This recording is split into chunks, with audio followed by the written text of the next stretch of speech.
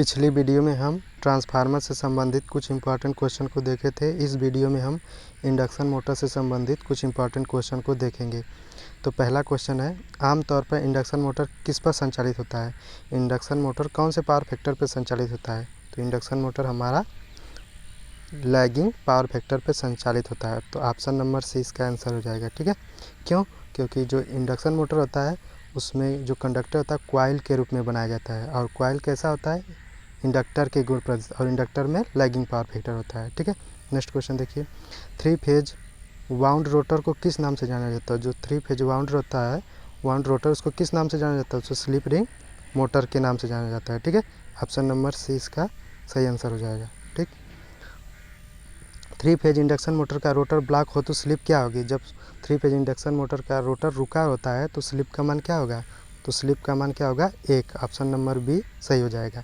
जब synchronous motor, जो motor है सिंक्रोनस स्पीड पे, जब इंडक्शन मोटर सिंक्रोनस स्पीड पे घूमेगा तो स्लिप का मान 0 हो जाएगा। ठीक है, नेक्स्ट क्वेश्चन देखिए, यदि 4 पोल वाली इंडक्शन मोटर की सिंक्रोनस स्पीड 1800 आरपीएम है तो सप्लाई फ्रीक्वेंसी क्या होगी? तो सप्लाई फ्रीक्वेंसी बराबर होता है NS बराबर, पहले देखिए NS बराबर होता है 120 F/P। अब हमें F निकालना है तो NS इंटू P/120, तो इसका हो जाएगा 60 हर्ट्ज। ठीक है, तो इसका कितना फ्रीक्वेंसी हो जाएगी? 60 हर्ट्ज।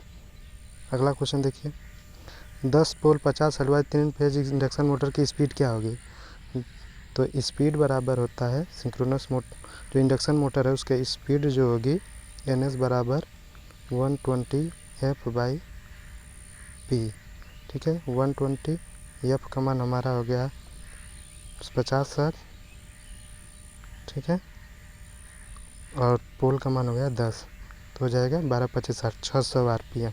ठीक है, तो कितने पे घूमेगी? 600 आरपीएम पे। नेक्स्ट क्वेश्चन देखिए, 3 फेज इंडक्शन मोटर की दक्षता प्राप्त करने के लिए स्लिप होने चाहिए।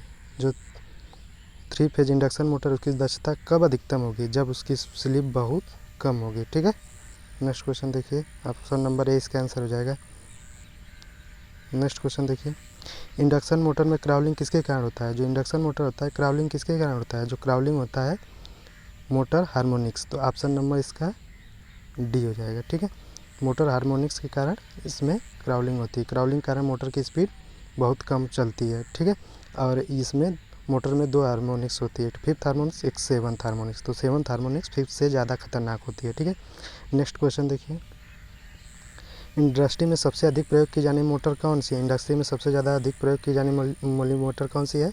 Induction motor. इंडक्शन मोटर का सबसे ज़्यादा इंडस्ट्री में यूज किया जाता है। लगभग 90% जगह इंडक्शन मोटर का ही यूज किया जाता है, और सीरीज मोटर का इलेक्ट्रिक ट्रैक्शन यानी रेलवे में किया जाता है। ठीक है, नेक्स्ट क्वेश्चन देखिए, एक 3 फेज इंडक्शन मोटर किसके समान होता है? जो 3 फेज इंडक्शन मोटर होता है जो ट्रांसफार्मर का सेकेंडरी शॉर्ट सर्किट के समान होता है। तो ऑप्शन नंबर ए हो जाएगा। ठीक है, नेक्स्ट क्वेश्चन देखिए,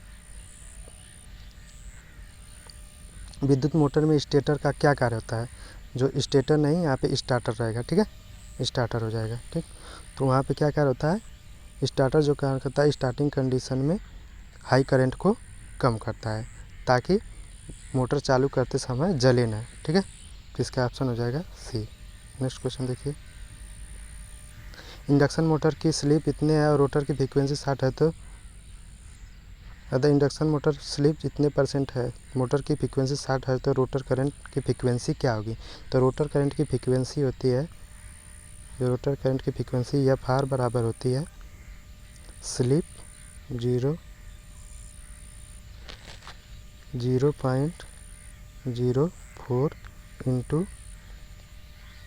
स्टेटर 6 चौके 24, लगभग 2.4 हर्ट्ज इसके रोटर की फ्रीक्वेंसी हो जाएगी। ठीक है, नेक्स्ट क्वेश्चन देखिए, स्टेटर सिंक्रोनस स्पीड और रोटर, स्टेटर सिंक्रोनस स्पीड और रोटर स्पीड के मध्य अंतर को क्या करना है?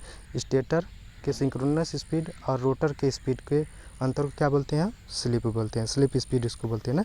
तो ऑप्शन नंबर इसका सी हो जाएगा। ठीक है, नेक्स्ट क्वेश्चन देखिए, 3 फेज इंडक्शन मोटर में नो लोड टेस्ट क्या ज्ञात करने के लिए किया जाता है? जो 3 फेज इंडक्शन मोटर होता है, नो लोड टेस्ट क्या किया है? Stator core loss, rotational loss, stator copper loss, तो तीनों ज्ञात करने के, तो इसका ऑप्शन डी हो जाएगा। ठीक है, क्योंकि इसके रोटेशनल लॉस में फ्रिक्शन और विंडेज लॉस होते हैं। ठीक है, नेक्स्ट क्वेश्चन देखिए। अगर इंडक्शन मोटर का टार्क घटता है तो रोटर की स्पीड क्या फ़र्क पड़ेगा? अगर टार्क घटेगा तो स्पीड क्या होगी? चलिए इसको हम समझाते हैं कैसे होता है। अगर इंडक्शन मोटर रुकी है तो उस समय उसका क्या होता है? टार्क मैक्सिमम होता है। जैसे जैसे मोटर घूमती है, जैसे जैसे इंडक्शन मोटर चाल पकड़ती है, वैसे वैसे टार्क का मान घटने लगता है। तो इसका मतलब जब टार्क घटता है तो स्पीड बढ़ेगी, जब स्पीड बढ़ती है तो टार्क घटता है।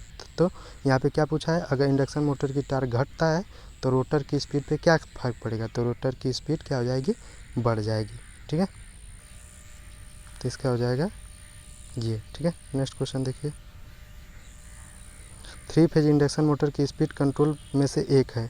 3 फेज इंडक्शन मोटर की स्पीड किस में से एक है? तो वोल्टेज पर हर्ट कंट्रोल विधि, तो ऑप्शन ए हो जाएगा। इसके द्वारा 3 फेज इंडक्शन मोटर की स्पीड को कंट्रोल किया जाता है। ठीक है, इसमें वोल्टेज तो कांस्टेंट है, फ्रीक्वेंसी को वेरिएबल करके या बदल के हम स्पीड को कंट्रोल करते हैं। नेक्स्ट क्वेश्चन देखिए।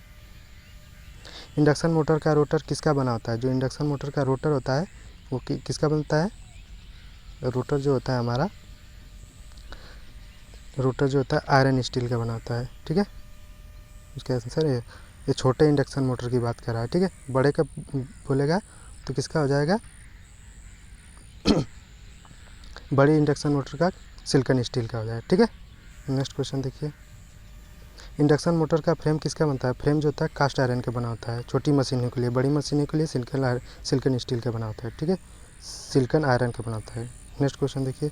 टार्क किस पर निर्भर करता है? तो टार्क है किस पर निर्भर करता है? टार्क हमारा क्या होता है? आर्मेचर करंट और फ्लक्स पे निर्भर, क्योंकि टी बराबर होता है टी प्रोपोर्शनल फाई आई ए। यहाँ फाई फ्लक्स हो गया, आर्मेचर करंट हो गया। ठीक है, तो इसका ऑप्शन नंबर डी हो जाएगा। ठीक है, अगला क्वेश्चन देखिए। क्या होगा यदि इंडक्शन मोटर का कोई दो फेज आपस में बदल दिया? जब इंडक्शन मोटर का दो फेज आपस में बदल दिया जाता है तो मोटर क्या किया जाएगा? विपरीत दिशा में घूमने लगेगी। ठीक है, इसका ऑप्शन ए हो जाएगा। नेक्स्ट क्वेश्चन देखिए। 20 इंडक्शन मोटर का नो लोड पावर फैक्टर क्या होता है? इंडक्शन मोटर का नो लोड पावर फैक्टर क्या होगा? तो नो लोड पावर फैक्टर सबसे पहले तो आप ऑप्शन काट दीजिए। इंडक्शन मोटर तो लीडिंग तो नहीं होगा, इसका एक कैंसिल हो जाएगा। ठीक है, बी और इसका और डी ये कैंसिल हो जाएगा। ठीक है, ये भी कैंसिल हो जाएगा। ठीक, तो अब बचा 0.9 लैगिंग और 0.2 लैगिंग। तो नो लोड कंडीशन में क्या होता है? पावर फैक्टर बहुत कम होता है, तो 0.2 लैगिंग हो जाएगा। जब मोटर लोड पे होगी तो उसका पावर फैक्टर कितना हो जाएगा? 0.9 लैगिंग हो जाएगा। ठीक है, अगला क्वेश्चन देखिए। एग्जॉस्ट फैन में कौन सी मोटर यूज़ की जाती है? एग्जॉस्ट फैन में series motor, synchronous motor, universal motor, none. तो इसमें से क्या होगा? नन, क्योंकि सीरीज एग्जॉस्ट फैन में जो है स्क्वायरल केज इंडक्शन मोटर का यूज किया जाता है। नेक्स्ट क्वेश्चन देखिए। इंडक्शन मोटर में रोटर कॉपर लॉस और रोटर इनपुट का अनुपात होता है। तो हमें पता है रोटर कॉपर लॉस जो होता है, रोटर कॉपर लॉस जो होता है, कॉपर लॉस जो होता है यस रोटर इनपुट होता है। ठीक है, तो जब रोटर और इस रोटर कॉपर लॉस और रोटर इनपुट का अनुपात पूछा है तो क्या हो जाएगा? स्लिप हो जाएगा। तो इसका ऑप्शन बी हो जाएगा। ठीक है, थैंक यू।